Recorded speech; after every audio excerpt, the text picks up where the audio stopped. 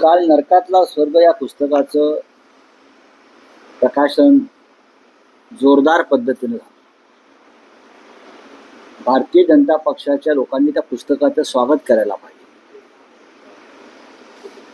जे त्या काळामध्ये भारतीय जनता पक्षात नव्हते तेच या पुस्तकासंदर्भात मला जास्त बोलताना दिसत आहे. त्यांना कोणतेही संदर्भ माहीत नाही.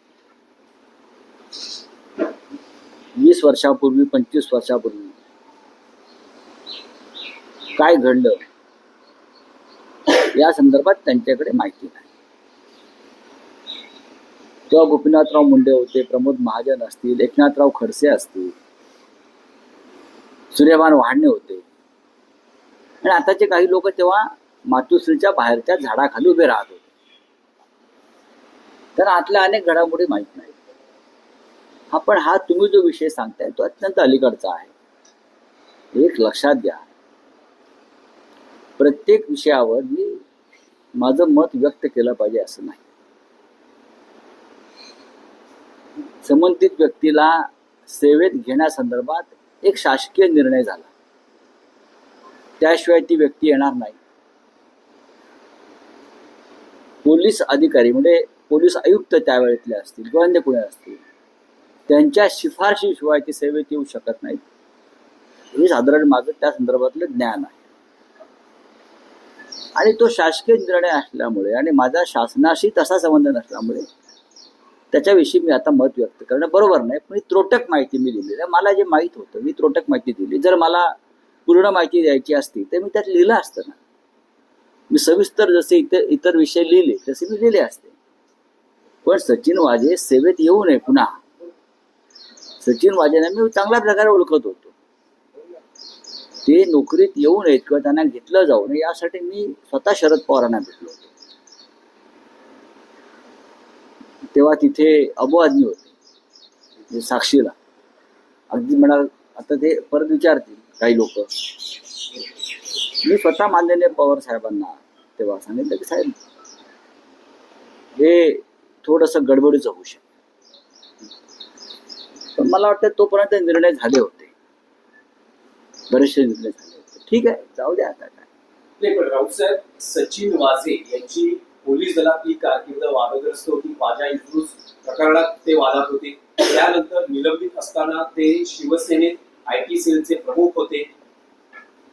फडणवीस शिवसेना भाजप सरकार जे 2014 ते 2019 होतं, ज्यात फडणवीस गृहमंत्री मुख्यमंत्री अशा दोन्ही जबाबदाऱ्या होत्या. उद्धव ठाकरे हे त्यांना फोर्समध्ये घेण्यासाठी आग्रही होते असं मला माहिती म्हटलं नाही. फडणवीसांनी त्यांना नकार दिला. मला या आपत्कालीन परिस्थितीत 2019 नंतर कोविडच्या परिस्थितीत त्यांना घेतलं गेलं. तुम्ही जे म्हणतात की समजा सचिन वाझेंना नोकरीत नसतं घेतलं किंवा त्यांना नाही घेण्यात आलं असतं तर काही महाराष्ट्रातले कटू प्रसंग टाळता आले असते. पोलीस आयुक्तांच्या शिफारशीशिवाय एक PSI नोकरीत येऊ शकत नाही, एवढंच मला माहिती. त्याची कोणीतरी पोलीस खात्यातून शिफारस केलेली आहे आणि त्यानंतर ते आलेले आहे. सरकारने ते रोखायला पाहिजे, तेवढंच मी म्हणतो. सरकारनं ती फाईल थांबवायला पाहिजे. आणि मी गृहमंत्री नव्हतो किंवा मी मुख्यमंत्री नव्हतो, त्याच्यामुळे मी त्याच्याविषयी आता बोलणार नाही. राऊत साहेब, आणखी काही विषय आहेत देश आणि महाराष्ट्राच्या संदर्भात, विशेषतः ऑपरेशन सिंधूर संदर्भातले, की ऑपरेशन सिंधूरची माहिती देण्यासाठी भारतीय खासदारांचं, सर्वपक्षीय खासदारांचं शिष्टमंडळ हे परदेशात विविध देशांमध्ये UN ला वगैरे जाणार आहे आणि तिथे ती भूमिका मांडणार आहे. त्यात काँग्रेसचे शशी थरूर यांची नियुक्ती वादात सापडलेली आहे. काँग्रेस नेत्यांनी शशी थरूर यांचं जे नाव सरकारने त्यात टाकलेलं आहे त्यावर आक्षेप घेतलेला आहे. मुळात या संपूर्ण शिष्टमंडळामध्ये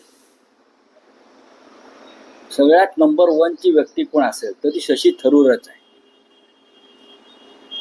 शशी थरूर यांनी युनायटेड नेशनमध्ये असिस्टंट सेक्रेटरी जनरल म्हणून काम केलं. उत्तम काम केलं. पण आता हा विषय भारतीय जनता पक्षाने राजकीय केला. हा विषय त्यांनी राजकीय केला.